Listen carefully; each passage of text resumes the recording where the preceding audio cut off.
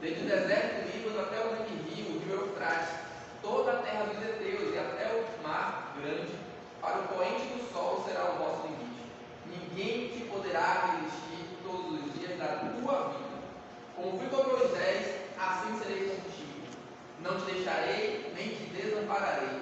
Ser forte e corajoso, porque tu farás este povo herdar a terra que, sob juramento, prometi dar a seus pais. Então, somente ser forte e muito corajoso, para teres o cuidado de fazer segundo toda a lei que meu servo Moisés te ordenou. Dela não te desvies nem para a direita, nem para a esquerda, para que sejas bem sucedido por onde quer que andares. Não cesse de falar deste livro da lei, antes medita nele dia e noite, para que tenhas cuidado de fazer segundo tudo quanto nele está escrito. Então farás prosperar o teu caminho e serás bem sucedido. Aleluia. Santo Deus e Pai, meu Deus eterno, tu és, meu Deus, a Ti, meu Pai, o Deus da Bíblia, o Deus de Israel, a Ti, Senhor, nós oramos, Pai, a Ti, Senhor, nós apresentamos a nossa vida, apresentamos essa palavra, Pai. Deus, nós te pedimos, Senhor, fala, Senhor, Pai, a Tua igreja, fala conosco, fala a mim e através de mim, Senhor, Pai, para que o Teu povo seja edificado, para que a Tua igreja seja edificada, Pai, para que a nossa fé cresça, Senhor, Pai, para que possamos aprender mais de Ti, meu Pai, para que possamos crescer na Tua presença, em santidade, em temor, em amor a Ti e a Tua palavra. Vem, Senhor, Pai, nos direcionando tudo aquilo que é a Tua vontade, tudo seja dito aqui nesta manhã, tudo seja falado, tudo seja profetizado, cantado, chega para a honra e glória do Teu nome, Pai, porque tudo é de Ti, por Ti e para Ti, Senhor. Assim nós louvamos e glorificamos o Teu nome, em nome de Jesus. Amém.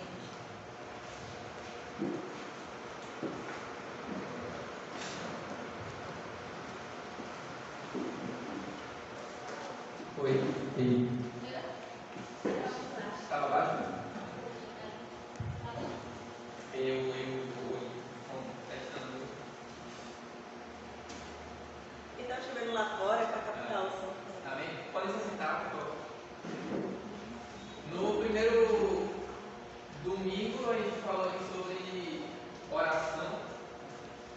Começou falando sobre oração, sobre a autoridade que Deus derramou sobre as nossas vidas e temos acesso a essa autoridade mediante a oração. Que a oração é, de fato, exercer essa autoridade, esse domínio que Deus nos ordenou que exercêssemos.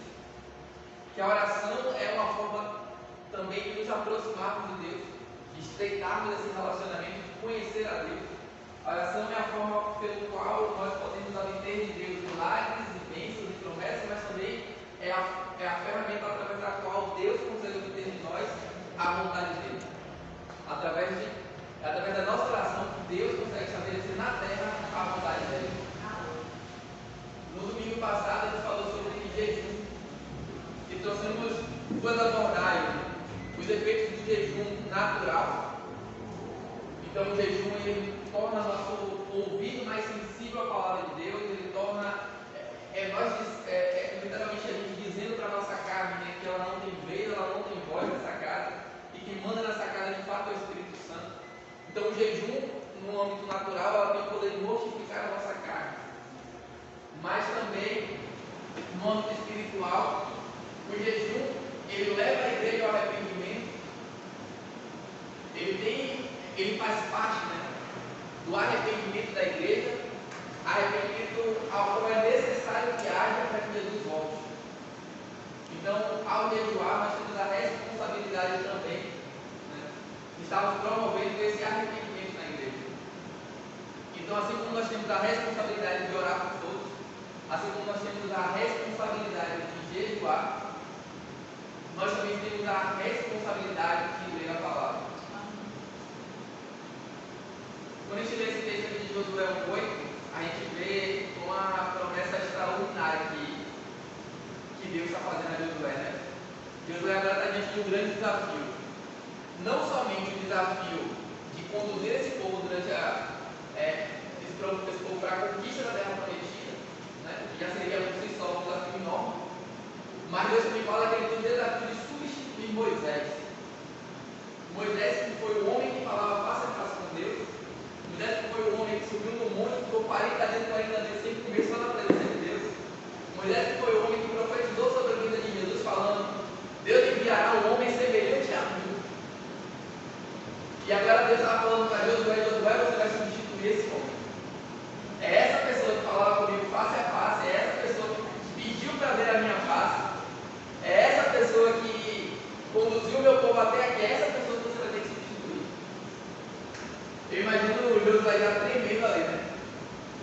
faz sentido, né? Porque Deus fala logo, olha, não se atemorize, não se espante, calma que vai dar certo. Calma, Josué, que vai dar certo. E aqui Deus fala, né? Deus está trazendo palavras para ele que tanto exortam, né? Tanto trazem um posicionamento de Deus, como também trazem uma exigência de Deus. Porque Deus fala, não, eu vou te dar essa terra, você vai conquistar, ninguém vai te resistir, nada te será impossível, não há monte que vai te resistir, não há quem possa ficar de pé, não há gigante nessa terra que vai te parar. Porém, e aí Deus traz duas ordenanças para ele, né? No entanto, né, Deus fala, em primeiro lugar seria forte e corajoso. É necessário que ele fosse forte e corajoso, ele fala assim no verso 5. E depois ele repete de novo, né? Ser forte e corajoso. E ele completa: tenha o cuidado de fazer conforme toda a lei que meu servo te ordenou. No verso 7. Não somente ser forte e corajoso para ter o cuidado de fazer segundo toda a lei que meu servo te ordenou. Não é uma parte dela, não é um pedaço dela. Como a gente falou semana passada, não é se adequar ao Evangelho, né? Mas realmente se transformar para viver a palavra de Deus completa. E ele continua: dela não te desvies nem para a direita nem para a esquerda, para que sejas bem sucedido por onde quer que andares. Não cesse de falar deste livro, antes medita nele dia e noite, para que tenha cuidado de fazer tudo quanto nele está escrito.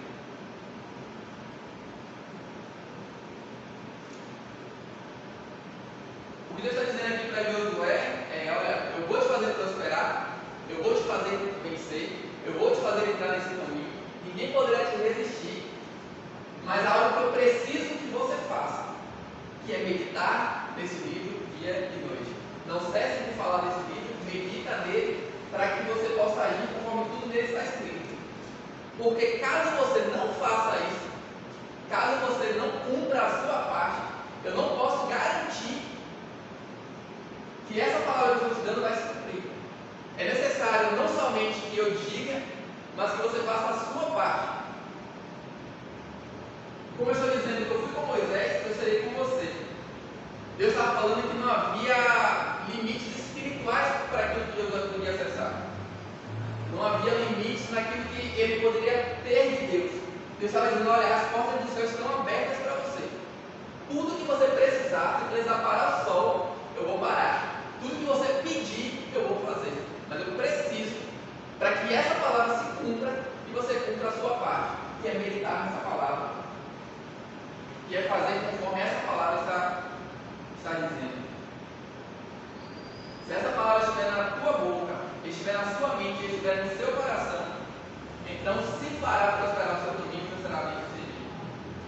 Então nós precisamos entender a importância da palavra de Deus, a importância de cumprir a palavra, né, para que o plano de Deus na nossa vida se cumpra. Essa é a realidade que esse livro está trazendo, é meditar dia e noite nesse livro, né? Perdão. A realidade que esse livro tem, né, que esse livro nos traz, meditar nessa palavra dia e noite, ela não foi dita somente para Josué naquele período. Ela não foi dita somente porque Josué era o líder daquela nação, então ela foi dada para ele. Né? Essa é a realidade, a mesma realidade que a gente vive no Novo Testamento. No Novo Testamento também, os apóstolos e todos esses livros trazem a necessidade que a gente tem de meditar nessa palavra. Colossenses 3,16, Paulo escreve assim aos Colossenses: habite ricamente em vós a palavra de Cristo, instruí-vos e aconselhai-vos mutuamente em toda a sabedoria, louvando a Deus com salmos e hinos e cânticos espirituais, com gratidão em vosso coração. Então, quando ele fala habite ricamente em vós, essa palavra, a gente consegue entender que não é uma quantidade pouca ou rasa da palavra, mas ele fala para que habite em riqueza, em abundância. Um exemplo legal que a gente pode dar é de uma esponja. Sabe quando a gente pega uma esponja de água e enche dela, né? Onde você toca sai água. Onde você toca nessa esponja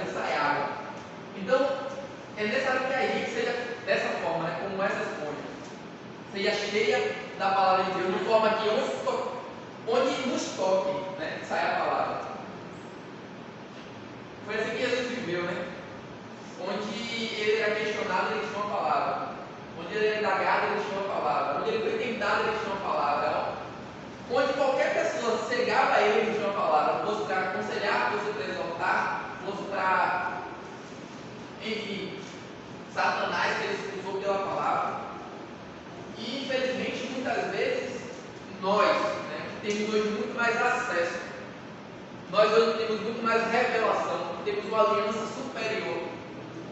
Nós que tivemos o Cristo, que ele veio, morreu e trouxe a revelação da sua palavra, ele morre e ressuscita, né, e a palavra dele chega até nós que ouvimos a interpretação dele, né, do Antigo Testamento, muitas vezes não conseguimos fazer declarações que eram feitas no Antigo Testamento. Salmo 119, 97 fala assim: ó, quanto amo a tua lei. Isso era o salmista falando quanto ama a tua lei. Às vezes a gente não está falando isso, a gente não consegue declarar isso com o coração. Mesmo a gente hoje tendo muito mais revelação, tendo muito mais acesso, a lei que o salmista estava se referindo aqui era o Alcorão, era a lei dos profetas, nem todos estavam escritos ainda. Eram os livros dos reis, o livro das crônicas dos reis. E ainda assim ele fala do quanto ele ama essa palavra. E eu queria falar um pouco, né, da importância da Bíblia. A Hebreus 11:3 fala assim: pela fé entendemos que o universo foi formado pela palavra de Deus, de maneira que o visível vem a existir das coisas que não aparecem. Então a palavra nos ensina que não só o universo foi criado. Tá desligado. Oi? Tá desligado. Ligou lá. Você falou Corão, mas não era Torá. Torá. Obrigado. Então nós entendemos que o universo ele não só foi formado pela palavra, né, como todo o equilíbrio que nele existe porque houve uma palavra. Hoje nós somos regidos por leis naturais, a lei da gravidade, a lei as leis da física, né, a lei da força fraca, força forte, a lei que une os átomos. Tudo isso foi estabelecido pela palavra de Deus. Então a palavra de Deus não só criou e firmou o universo, como rege tudo aquilo que nós conhecemos. Jeremias 1,12 fala: disse o Senhor, viste bem, porque eu velo sobre a minha palavra para cumprir. Então nós entendemos que há uma importância tão grande na palavra que o próprio Deus, o seu caráter imutável, ele não pode ir contra a palavra dele. Ele não vai de encontro àquilo que ele diz, ele vela pela palavra dele. João 5,39 fala: examinai as Escrituras, porque julgaste ter nelas a vida eterna, e são elas as mesmas que testificam de mim. Toda a Escritura aponta para Cristo. De Gênesis a Apocalipse, tudo aponta para Cristo. Tudo aponta para a vida dele, para a morte dele, para a ressurreição dele. Tudo aponta para a segunda vinda dele. Tudo para dizer que ele é o Senhor, que ele é Deus. Então toda a palavra escrita aponta para Cristo. Toda a Escritura é inspirada por Deus e é útil para o ensino, para a repreensão, para a correção, para a educação, para a justiça, a fim de que todo homem de Deus seja perfeito e perfeitamente habilitado em toda a boa obra, segundo Timóteo 3, 16 e 17. Segundo Timóteo 3, 16 e 17. Então a gente entende que toda a palavra levou para o ensino, para a exortação, para a educação. Quando a gente olha a palavra, então a gente vê ela sendo importante não só pelos aspectos físicos, mas espirituais, não só pelos aspectos espirituais, mas pelos aspectos físicos. A Bíblia nos ensina não só como nos portar espiritualmente, a autoridade que temos, a responsabilidade que temos com o mundo espiritual, também a palavra nos ensina sobre as questões sociais, sobre o mundo natural, sobre como ensinar, sobre como exortar, sobre como nos portar. Ela nos ensina sobre como agir. como agir com os nossos irmãos, como agir com a nossa família.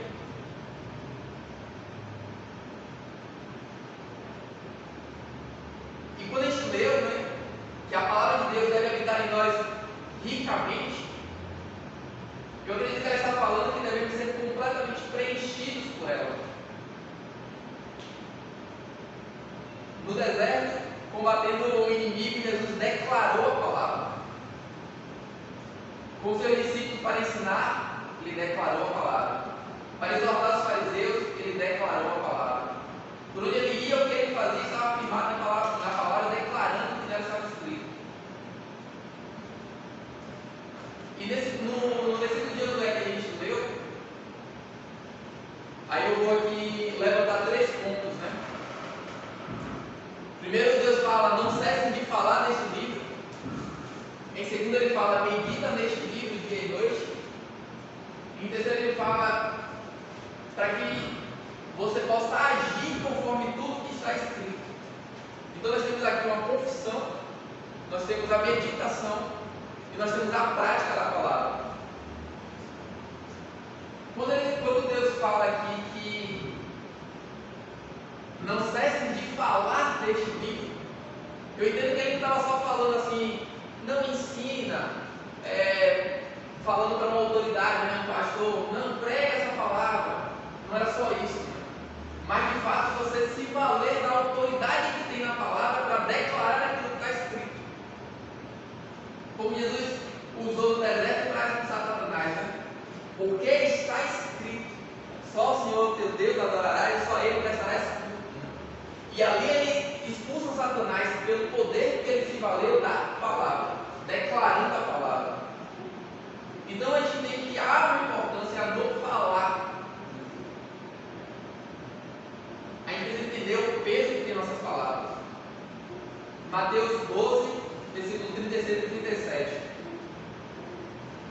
Diz assim: digo-vos que toda palavra frívola, em algumas traduções está escrito inútil, que proferirem os homens, dela darão conta no dia do juízo, porque pelas tuas palavras serás justificado e pelas tuas palavras serás condenado.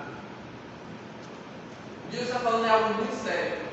Haverá um julgamento, e nesse julgamento será julgado não só as nossas ações, mas as nossas palavras.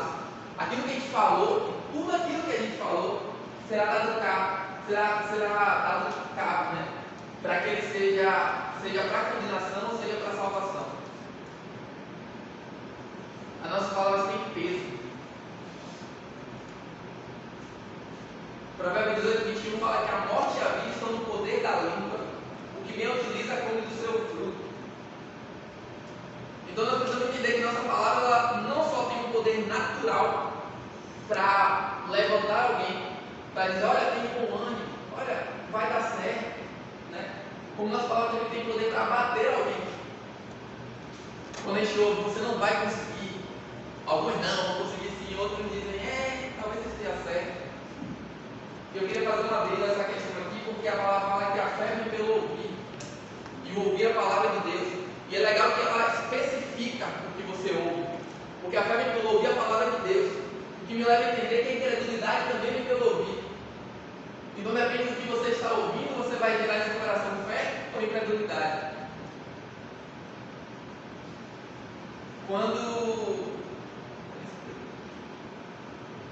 Quando os 12 espias são enviados, né, para a terra, para espiar a terra e ver a terra ali, não vai haver.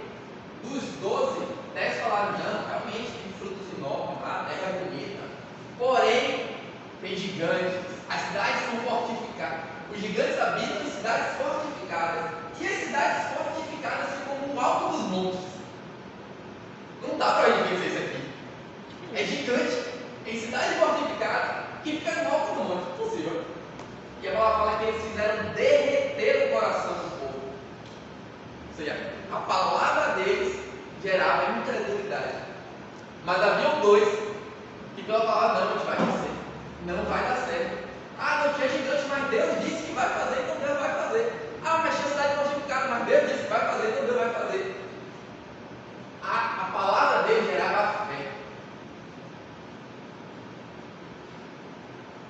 Marcos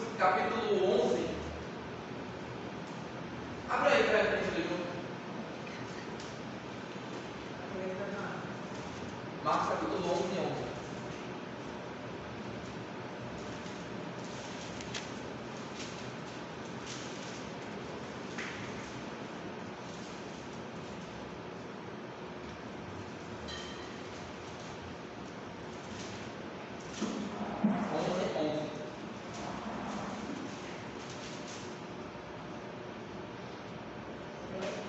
Versículo 11 fala assim: e quando entrou em Jerusalém no templo, tendo observado tudo como fosse já tarde, saiu para Betânia com os 12. No dia seguinte, quando saíram de Betânia, teve fome.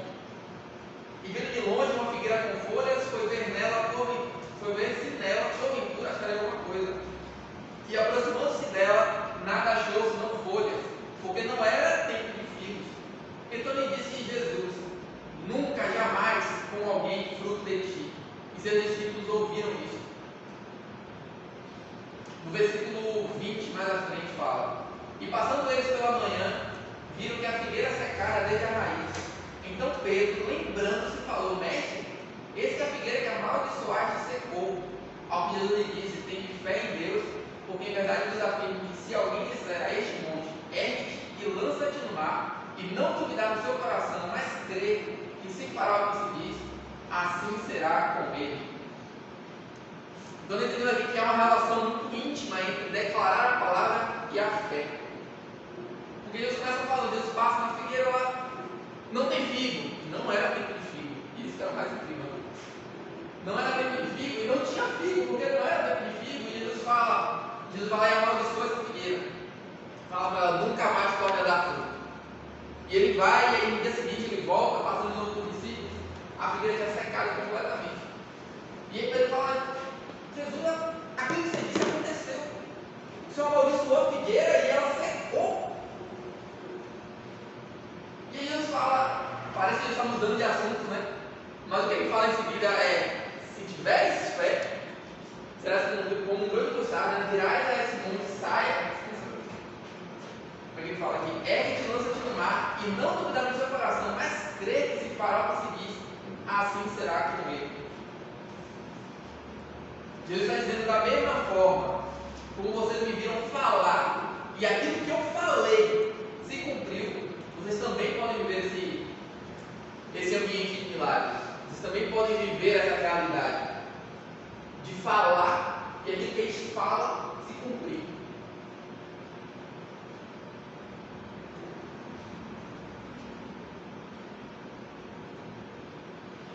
Só que não é o falar por falar. A palavra fala lá em 2 Coríntios 4,13: tende, porém, o mesmo espírito da fé, como está escrito: eu criei, por isso falei. Nós também cremos, por isso também falamos. Então, a gente entende que há uma ordem nas coisas. Não é vou falar até que a fé se manifeste. Não, eu creio. Porque meu coração está tão cheio dessa verdade, eu falei. A gente não. Hoje em dia a gente tem muitas pessoas no mundo falando na questão do pensamento positivo.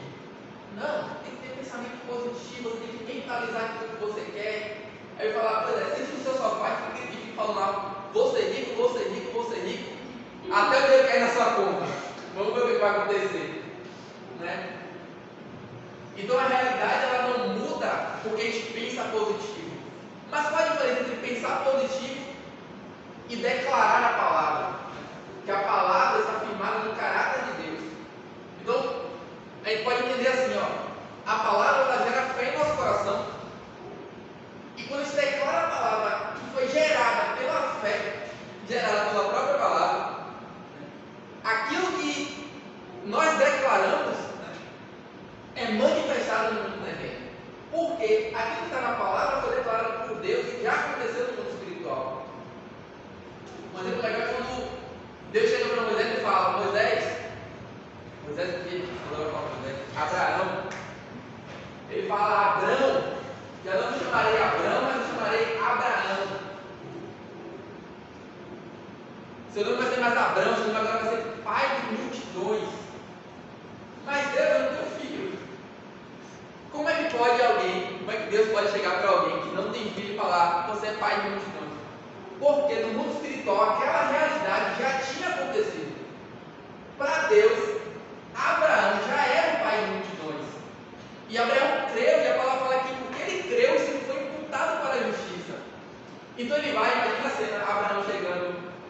casa, falando para a Sara, meu nome não é mais Abraão, não é Abraão, é pai de multidões. Abraão, você não tem filho, não importa, Deus falou que eu sou pai de multidões.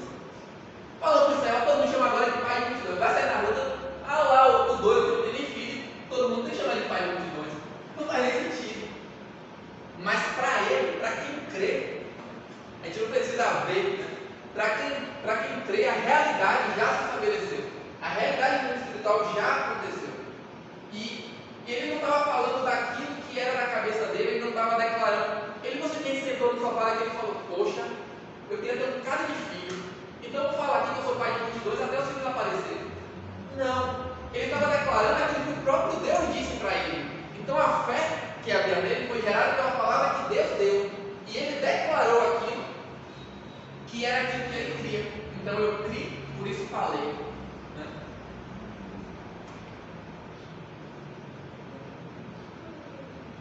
A palavra fala que a boca fala que o coração está cheio. Então o que depositamos em nosso coração vai direcionar, vai pautar aquilo que será dito em nossa boca.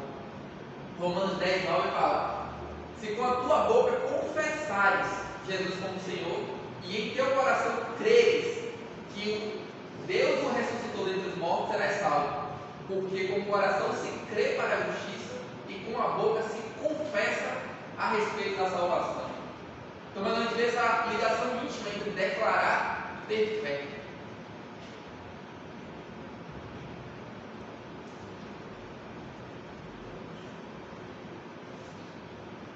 Hebreus 13, 5.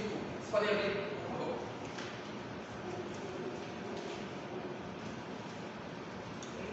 Hebreus 13, 5.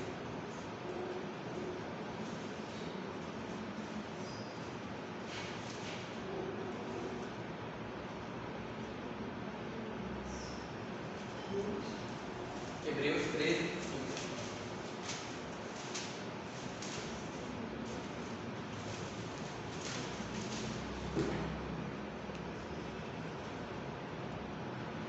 Fala assim: seja a vossa vida sem avareza, contentai-vos com as coisas que tendes, porque ele tem dito: de maneira alguma te deixarei, nunca jamais te abandonarei.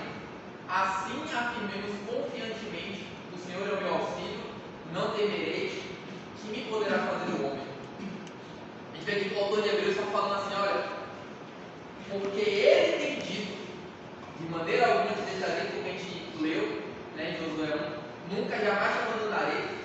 Assim afirmemos confiadamente. Então, porque ele disse, assim a gente afirma confiadamente. Porque ele disse, porque está na palavra dele, porque ele vela pela palavra dele, assim a gente pode afirmar. Eu não afirmo da minha boca, eu não afirmo de boca para fora. Muita gente comete esse erro, né?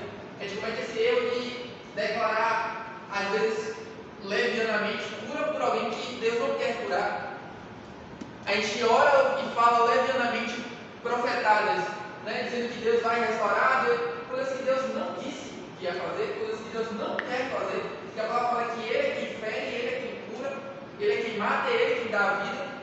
Então a gente não pode ser leviano ao declarar a palavra dizendo, não, porque Deus vai curar, porque Deus vai fazer, porque Deus. Sendo que Deus não disse. Mas se Deus disse, pode afirmar com certeza. Pode afirmar sem medo. Porque Ele disse, assim afirmamos confiadamente. Mas é porque Ele disse, não porque eu quero. Não é porque eu quero voar, que eu vou poder dizer, não, eu vou voar agora e quer tirar do prédio. Porque Deus não disse sua palavra.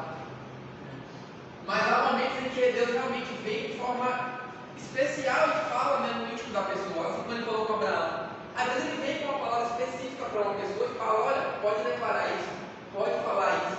Né? Mas a gente tem que entender que nossa confissão, né, tem peso, nossas palavras têm peso. Seremos, como a gente leu aqui, né, no julgamento, nossas palavras serão pesadas, né, tanto para a salvação como para a condenação. O segundo ponto que a gente pôde ver naquilo que Deus estava falando com Josué é o meditar na palavra. Antes de eu entrar nesse ponto aqui, alguém quer comentar alguma coisa? Eu não esqueci de perguntar isso, mas se alguém quiser comentar, perguntar, falar, acrescentar, fique à vontade.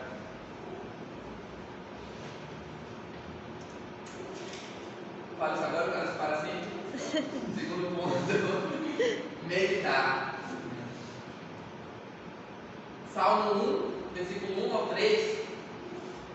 Esse aqui o cara sabe de cabeça, né? Bem-aventurado o homem que não anda no conselho dos ímpios, não se detém no caminho dos pecadores, nem se assenta na roda dos escarnecedores. Antes, o seu prazer está na lei do Senhor, e na sua lei medita de dia e de noite. Ele é como árvore plantada junto à corrente de águas, que no devido tempo dá o seu fruto, e cuja folhagem não murcha, e tudo quanto ele faz será bem sucedido. A mesma palavra que fala lá, né? Olha, Deus, se você fizer tudo quanto estiver nesse livro aqui, você será bem sucedido.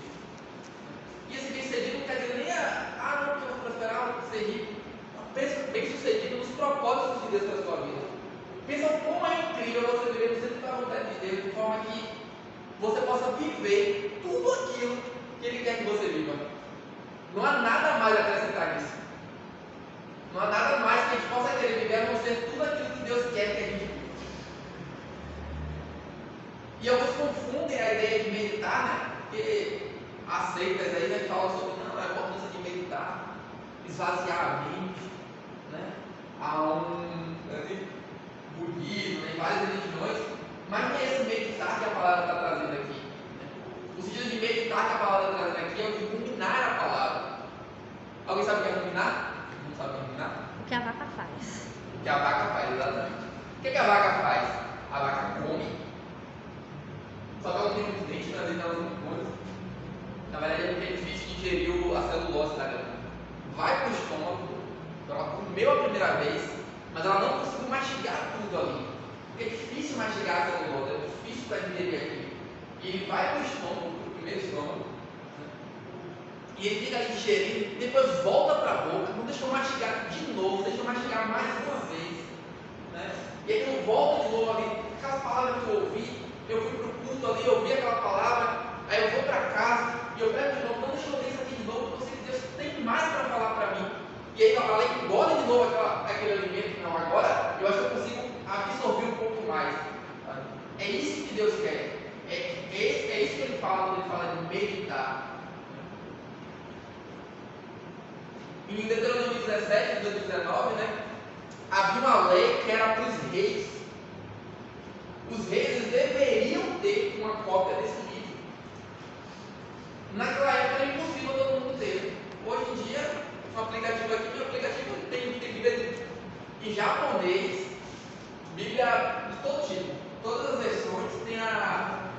Tem a revista Almeida, que é uma gosto, né?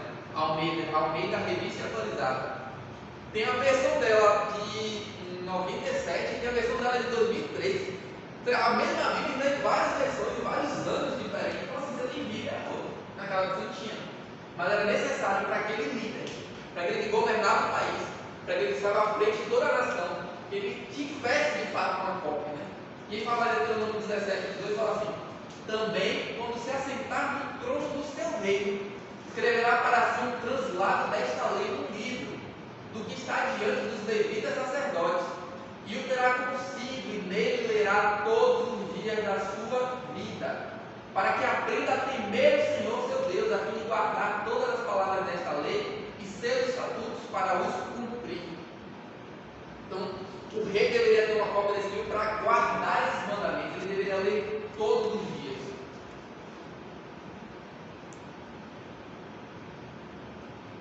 A gente não pode se contentar em ler por ler. A gente precisa ler e meditar para que essa palavra fique entranhada em nós. Entranha que entranha mesmo, de intestino, né, de miúda, dentro de nós que essa palavra deve ficar. E à medida que as necessidades surgem, a gente tem uma palavra. Quantas vezes já passei por situações e havia uma resposta na palavra, mas eu não conhecia. Então a gente tem dificuldade muitas vezes em guerrear contra certas situações, mesmo havendo uma palavra, porque a gente não conhece. Então é necessário que a gente tenha essa palavra, toda ela, né, que a gente possa ler e meditar, para que quando venham as adversidades, quando venham situações, a gente tenha uma palavra para aquilo. Né? Como a gente deu, a palavra é boa para ensinar, para exaltar, para edificar. Quando eu fui questionado na faculdade, eu tive um pouco dúvida sobre a minha fé, eu não sabia responder. Isso abalou a minha fé. Mas abalou a minha fé porque eu não estava pronto. Não é porque a palavra não tinha resposta. É porque eu não estava cheio daquela palavra para poder responder. Jesus fala lá que nem só de como verá o homem, mas de toda palavra que sai da boca de Deus. Então a palavra, ela nos nutre. A palavra, ela nos alimenta, ela nos sustenta. Assim como alimenta o corpo, a palavra de Deus é para o nosso espírito. Oséias 4,6 declara, né, que o meu povo perece porque lhe falta conhecimento. João 8,32, Jesus fala: conhecereis a verdade e a verdade vos libertará. Então não é lereis a verdade vos libertará. É conhecereis. Então é necessário não só que a gente leia. Eu tinha um amigo na faculdade que ele falou que leu a Bíblia toda. Não era crente, não era nada. Ele pegou a Bíblia, leu de Gênesis ao Apocalipse. E leu. E aquilo não gerou nada na vida dele. Porque foi só tempo ler. Assim como eu conheço pessoas que abriu a Bíblia, João 3,16, olhou aquilo ali, se ajoelhou diante de Deus e falou: Senhor, sabe, o Senhor me amou dessa forma, o Senhor me amou tanto assim. Eu tenho uma amiga que ela se converteu, ela confessou a Jesus Cristo sozinha dentro do banheiro dela. Ela leu aquilo ali e se confessaram do Senhor. Ela foi para o banheiro e confessou a Cristo. Depois daquilo ela começou a ir para a igreja. Aleluia. Não foi ninguém que evangelizou ela, sabe, mas o próprio Espírito Santo evangelizou ela, vai começar a ir para a igreja. É o conhecimento da verdade que nos liberta. 1 Timóteo, vocês podem ler também.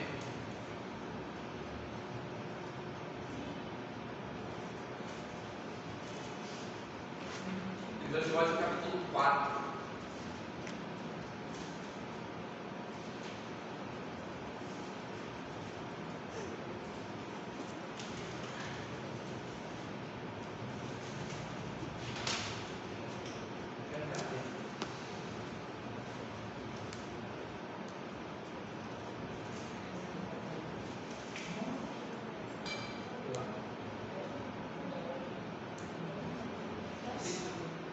Você falou, aqui eu leio, não se você falar, eu leio a Bíblia, Gênesis, Apocalipse, a Gênesis, cada palavra para cima, eu não tenho nada.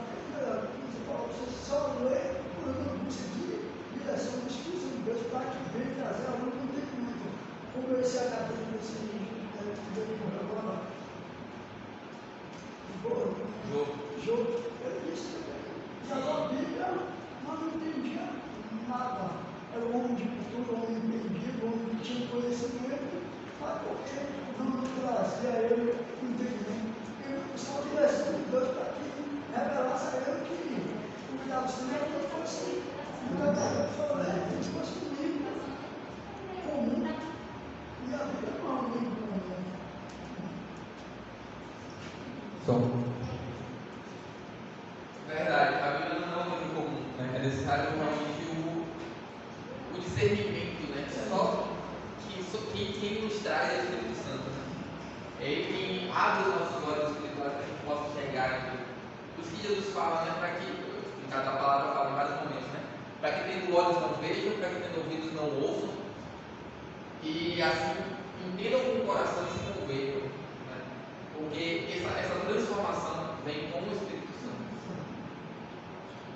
1 Timóteo 4, versículo 13 ao 15, a gente vai ler e fala assim: até a minha chegada, aplica-te à leitura, à exortação, ao ensino. Então ele fala primeiro: aplica-te à leitura, à exortação e ao ensino, isso no versículo 13. E ele continua: não te faças negligente com o dom que há em ti, o qual foi concedido mediante profecia, com a imposição das mãos do presbitério. Medita essas coisas e nelas seja diligente, para que o teu progresso a todos seja manifesto. Em primeiro lugar, ele fala: lê essa palavra, versículo 13. No versículo 15, ele fala: medita nessa palavra. Então, aí há dois processos, né? Paulo aqui está diferenciando aquilo que é uma leitura daquilo que é a meditação na palavra. Salmo 62, 11 fala, né? Uma vez falou Deus, duas vezes ouvi isso. Então, como é que pode Deus falar uma vez e nós ouvimos duas? Quando está realmente meditando na palavra, Deus fala, e a gente medita e Deus fala e a gente ouve de novo. A gente chega em casa e medita e a gente ouve de novo. E no trabalho a gente medita e a gente ouve de novo. Então Deus só falou uma vez, mas a palavra ela vai ser escutada do nosso ouvido, do nosso coração ali constantemente. Ler é a base. Ler é o pavimento. Mas meditar é aquilo que a gente constrói em cima disso. Meditar é o conhecimento que a gente constrói em cima dessa leitura. Tem uma frase que eu sempre ouvi: conhecimento é saber que tomate é uma fruta. É verdade. Sabedoria é saber que não se deve botar tomate na salada de frutas. Alguém entendeu? Não, todo mundo sabe que tomate é uma fruta. Não recomendo colocar na salada de frutas. Uma coisa é o conhecimento, outra coisa é a sabedoria. Então, às vezes, como você falou, João é um cara estudioso, um cara culto, mas por não ter, né, o discernimento do Espírito Santo, não tinha a sabedoria de como aplicar essa palavra. Romanos 12:1 nos ensina que precisamos renovar a nossa mente. O que renova a nossa mente? O que quebra com os nossos sofismas? O que faz a gente ser transformado? O que a gente faz? Uma prática que a gente faz a vida toda. Eu faço assim. De repente eu mudo para cá. Não há nada no mundo que nos transforme dessa forma. A única transformação que a gente pode viver é conhecendo a Deus. É mediante a palavra dele. É conhecendo essa verdade. Aí volta no próprio. Em terceiro lugar, a gente falou primeiro da confissão, em segundo lugar da meditação da palavra, e em terceiro lugar da prática da palavra. Ter o cuidado de fazer tudo segundo tudo que está escrito no livro da lei. Salmo 119:4 fala assim: tu ordenaste os teus mandamentos para que cumpramos a risca. Então o salmista estava afirmando, né, que Deus não nos deu a palavra dele por dar. Deus não deu a palavra dele para que a gente lesse que, nossa, que livro legal. Ele deu a palavra dele para que cumpramos a risca. Então ele espera que a gente obedeça e pratique essa palavra. Deus, quando deu a sua palavra, ele esperava isso.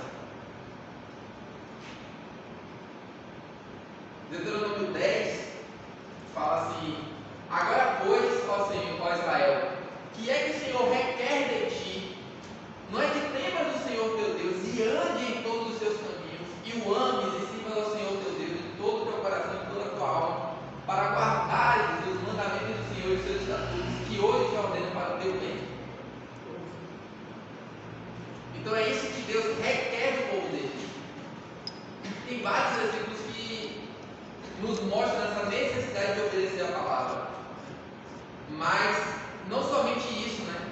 Mas que essa é a chave para que a gente prospere, para que a gente seja bem sucedido. Davi, como estava nos seus últimos dias ali de vida, ele fala para Salomão, né? No livro de 1 Reis, capítulo 2, fala assim, versículo 1 ao 3: aproximando os dias da morte de Davi, deu ele ordem a Salomão, seu filho, dizendo: eu vou pelo caminho de todos os mortais, coragem, pois, e sê homem, guarda os preceitos do Senhor teu Deus para andares nos seus caminhos, para guardar os seus estatutos e os seus mandamentos, e os seus juízos, e os seus testemunhos, como está escrito na lei de Moisés. Ele finaliza: para que prosperes em tudo quanto fizeres e por onde quer que fores. Em outras palavras, a obediência leva à prosperidade. Capítulo 2, versículo 1 ao 3. Tiago acrescenta também, né? Tiago fala um pouco mais disso, capítulo 1, versículo 22 ao 25, fala: tornai-vos, pois, praticantes da palavra, e não somente ouvintes, enganando-os a vós mesmos, porque se alguém é ouvinte da palavra e não praticante. O quê? A referência. Tiago 1, 22 e 25.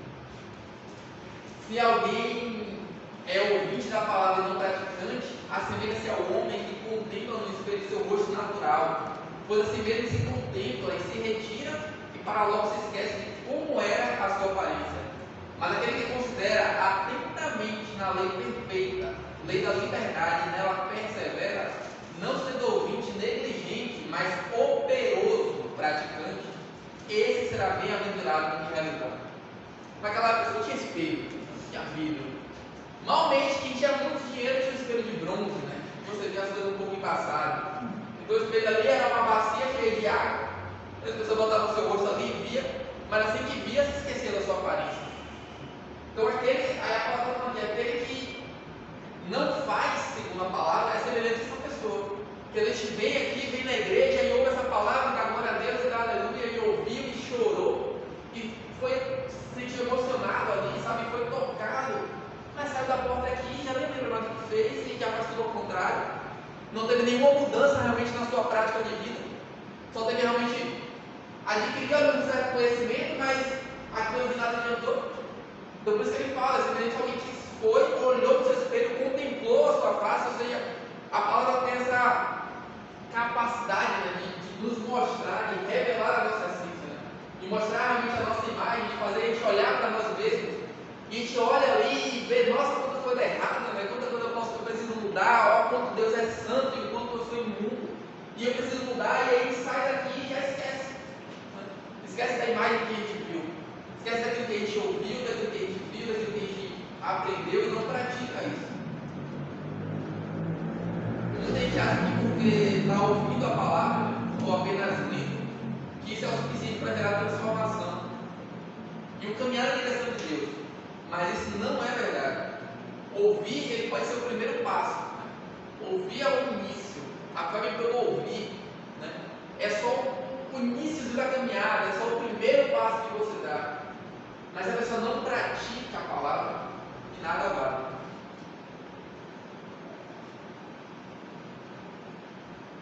Mas é porque a gente tem bem ajuda, né? Às vezes fica assim, nossa, como queria estar ali naquela mesa, sentado ali, colocar minha cabeça no peito de Jesus, recostar ali e ouvir as palavras que estavam na boca dele. E Judas estava ali há 3 anos com Cristo, né? Judas estava ali andando com ele desde o começo da caminhada. E Judas, assim como Pedro, assim como todos os outros, ouviu todos os ensinamentos de Cristo. Da mesma forma. Só que, diferente de todo mundo, Judas deixou que Satanás entrasse no coração dele. Então não é pelo ouvir. A questão é que aquela palavra de Jesus não trouxe transformação no coração dele.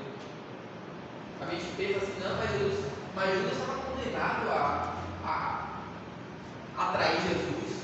Ele nasceu para isso. Não é assim. Ele não nasceu para isso. A palavra fala que alguém havia de trair Jesus. Eu tenho certeza que se Judas se arrependesse, outra pessoa faria. Mas Deus não criou Judas para que ele fosse para o inferno.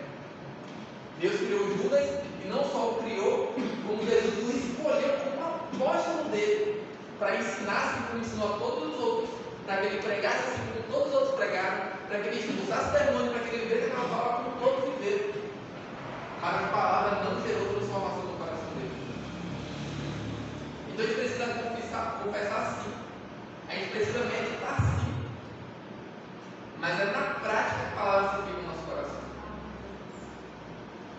Salmo 50, versículo 16, 17 fala assim: mas ao ímpio diz Deus, de que te serves repetires os meus preceitos e teres nos lábios a minha aliança, uma vez que aborreces a disciplina e rejeita as minhas palavras. Cara, quando eu li isso aqui, eu fiquei, nossa, ele não está falando de alguém que não conhece a palavra, não, ele está falando de alguém que tem a palavra nos lábios, que tem a aliança.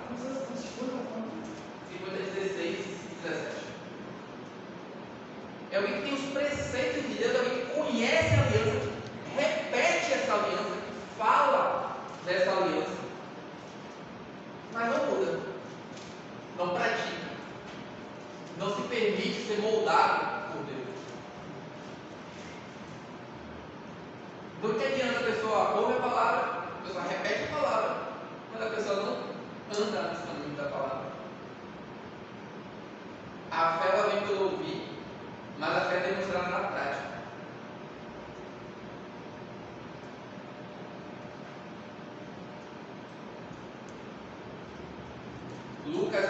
6, versículo 46 a 49, fala assim: por que me chamais Senhor, Senhor, e não fazeis o que eu vos mando? Todo aquele que vem a mim e ouve as minhas palavras e as pratica, eu vos mostrarei a quem é semelhante. É semelhante a um homem que, edificando uma casa, cavou, abriu profunda vala e lançou o alicerce sobre a rocha. E vindo a enchente, arrojou-se o rio contra aquela casa, e não a pôde abalar por ter sido bem construída. Mas o que ouve e não a pratica é semelhante a um homem que edificou uma casa sobre a terra sem alicerce, e arrojando-se o rio contra ela, logo desabou. E aconteceu que foi grande a ruína daquela casa. Então a mensagem é simples: a tempestade ela vem para todo mundo, mas o homem que não pratica essas palavras, o homem que não faz o que Jesus está falando, o homem que não faz o que eu vos mando, não tem alicerces. Então vem a tempestade e ele é levado. Vem a tempestade e vai com ele a fé dele, vai com ele as obras dele, né? Vai com ele o louvor dele, vai com ele tudo que ele fez. Se ele não pratica aquilo que Jesus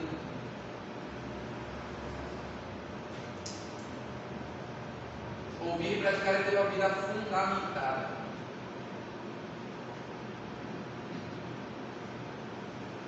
E eu estou finalizando. Mas, para terminar aqui, Hebreus 5, 11 a 14. Eu vou ler, fala assim: a esse respeito temos muito o que dizer, temos muitas coisas para que dizer e difíceis de explicar, porque nos tem tornado tardios em ouvir. Pois, com efeito, quando deveis ser mestres, atendendo ao tempo decorrido, tendes novamente necessidade de que alguém vos ensine de novo quais são os princípios elementares dos oráculos de Deus. Assim vos tornaste como necessitados de leite e não de alimento sólido. Ora, todo aquele que se alimenta de leite é inexperiente na palavra da justiça porque é criança. Mas o alimento sólido é para adultos, para aqueles que, pela prática, têm as suas faculdades exercitadas para discernir não somente o bem, mas também o mal. Às vezes a gente tem a mania, né? E as pessoas perguntam: e como é que foi o culto? E ele fala: não, hoje foi um pastor de fora ali e trouxe uma revelação, falou uma palavra de um jeito que eu nunca tinha ouvido. E você fala: não, hoje foi uma moqueca, hoje foi uma feijoada. Hoje realmente eu ouvi algo que eu nunca tinha ouvido, hoje eu aprendi algo completamente diferente. E aquilo realmente, nossa, essa palavra de hoje é de um homem de Deus.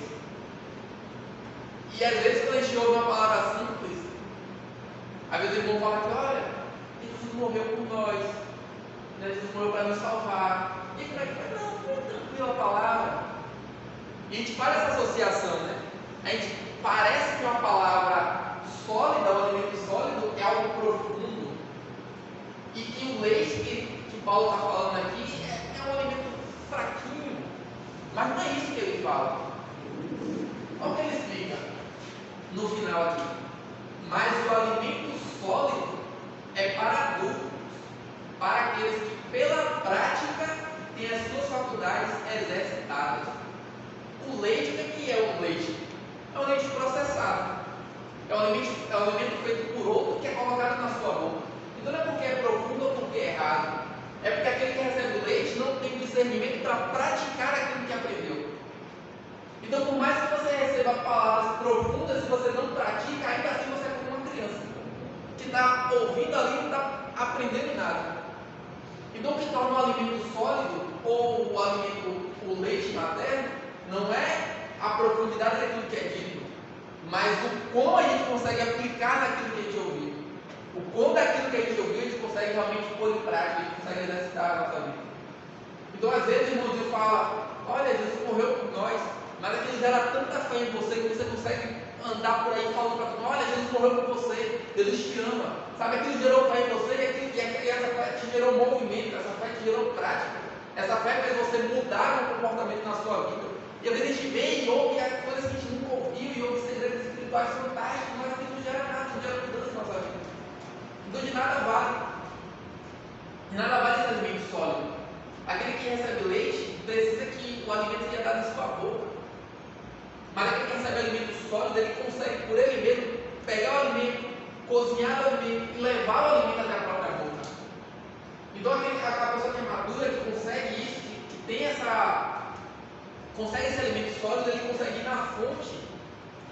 Ele consegue ir lá na palavra e ler aquilo, sabe? E entender aquilo e praticar aquilo. Não é só um ouvinte, é aquele que pratica.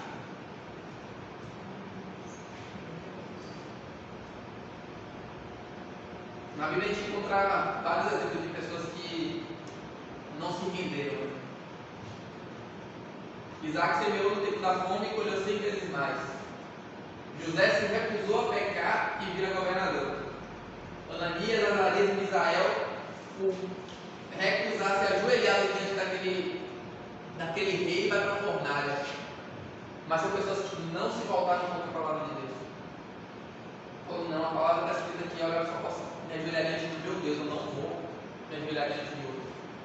Ah, você vai morrer, eu não vou me ajoelhar diante de outro. É o que a palavra está dizendo. Sabe? Isaac chegou no tempo da seca, e está tudo seco, ninguém está tendo nada. Não, mas Deus falou.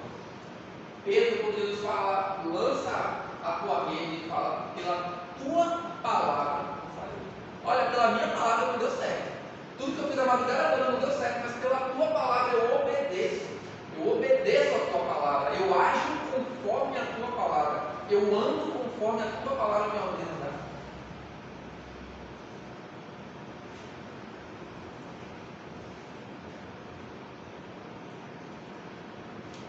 Então farás prosperar o teu caminho e te serás bem sucedido.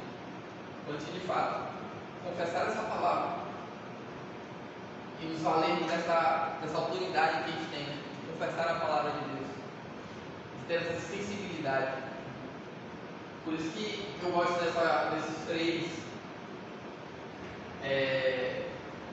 pilares, né? Porque você tem na oração essa autoridade, você tem no jejum a mortificação da nossa carne, e a gente tem na palavra, né? A autoridade de fato para poder se cumprir aquilo que Deus falou. Quando Deus fala para um seu profeta, olha, profetiza isso de novo, profetiza que esse vaso de ossos secos ele ressuscite, e ele vai lá e fala, né? Ele fala, mas o poder que fez os ossos ressuscitarem, o poder que fez aqueles ossos voltarem à vida é o poder de Deus. Então nós somos canais para isso. Amém? Amém. Alguém comentar mais alguma coisa? A referência de Lucas 6 é o quê? 46? Eu me perdi, desculpa.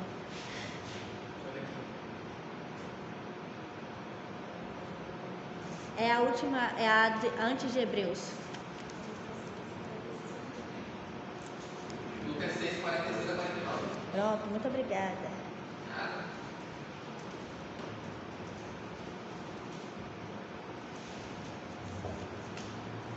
Amém?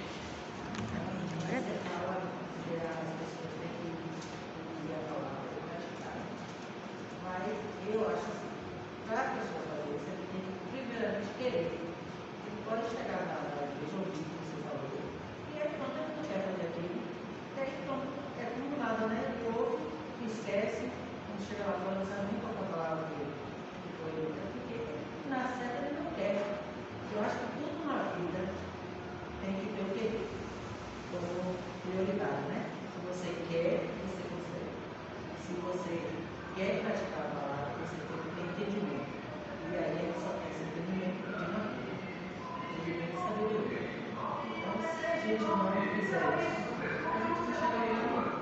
Eu lembro, eu fico pensando, eu peço tanto a Deus essa sabedoria e entendimento, porque eu estou crendo que Deus está me moldando a esse conhecimento. Eu estou lendo, procuro, como você disse aí. A gente às vezes lê a Bíblia, mas como eu mesmo não lia, mas não entendia a palavra. Entendeu? Então eu buscava outras pessoas que já tinham mais conhecimento para me explicar aquele versículo, aquele livro que eu li e não entendi. Então, fui tendo orientações e tal, e graças a Deus agora eu procuro ler, nem que eu não leia tudo, mas aquele pedacinho eu procuro entender o que eu li, para poder, mas isso eu tive que querer fazer isso. Né? Eu acho que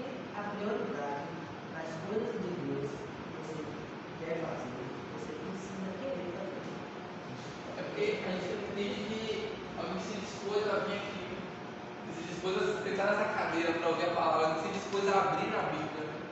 Ela de fato, ela talvez esteja buscando alguma coisa, ela tem algum propósito ali. Só que às vezes esse propósito simplesmente não está alinhado de fato com o que a palavra de Deus nos ordena. Tem um pastor do ciclo, né? Eu gosto muito de ouvir a palavra dele. E ele estava falando que ele estava jejuando. E ele jejuando durante tantos dias, ele estava por uma causa. E aí Deus falou, Deus repreendeu ele, né? Porque falou: olha, seu jejum não está fora do meu propósito, não está correto, porque você está fazendo isso por motivações erradas. E ele falou que ele parou de jejuar. Parou. Ficou 10 anos sem jejuar. Deus falou que estava errado o jejum, ele não jejuou mais. E aí, 10 anos depois, veio uma palavra para ele falando: olha, aquela porta se abriu, aquilo aconteceu, né, depois, aquele evento lembrou trouxe dele, por causa do seu jejum. Aí falou: mas meu jejum estava errado? Aí ele falou: eu não critiquei o seu jejum, eu critiquei sua motivação, seu propósito. O jejuar não é errado, o jejuar é correto. Mas eu questionei o seu propósito naquilo, né? O seu querer, a sua forma, por que você estava querendo aquilo. Então a gente realmente, né, o primeiro passo é querer, né? É a gente desejar isso de Deus. Eu falei isso aqui, foi no primeiro domingo, né, que Deus está sempre aberto para a gente. A palavra fala que Deus não coloca restrições naquilo que Ele quer fazer. Né? Buscar-me e me achareis. Sabe, não tem restrição, não é para quem se veste bem, não é para quem se veste mal, não é para quem é preto, para quem é branco, para quem é alto, para quem é baixo. É para todo mundo. Ele não coloca barreiras nisso, né? Venham todos. Né? Venham todos cansados, né? Todos. Não tem. Quem é todos? Todos. Todos é todos. Né? Deus está aberto, então cabe a gente mesmo, né? Ter essa disposição. E começa vindo pra cá no domingo de manhã. Entendi. Que começa vindo pra cá no domingo de manhã. Que começa vindo pra cá no domingo de manhã. Já é sinal de que é uma disposição. Amém? Vamos orar?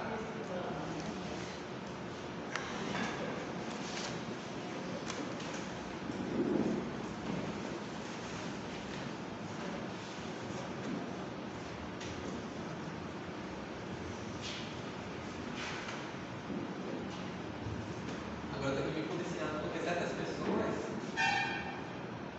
ficam contando todas as vezes eu falo: meu Deus, não é? Eu falo: meu Deus, não é? Abusando. Amém. Senhor Santo Deus e Pai, meu Deus eterno que tu és, meu Deus. Oh Pai, na tua presença mais uma vez, meu Pai, nós levamos a nossa oração, meu Pai. Obrigado, Deus, por esse culto, obrigado por essa palavra, Senhor. Obrigado pela vida de cada um aqui. Obrigado, meu Deus, pela disposição que o Senhor colocou nos nossos corações, meu Pai, porque o Senhor não nos deixou, não nos permitiu ser vencidos pelo cansaço, pela preguiça, pelo sono. Antes de tudo isso, meu Pai, nos dispomos a estar na tua casa, meu Pai, e a ser a porção da tua palavra, Pai. Deus, que essa palavra possa operar em nossos corações, que essa palavra possa gerar transformação, que possamos ser moldados por ela, Pai.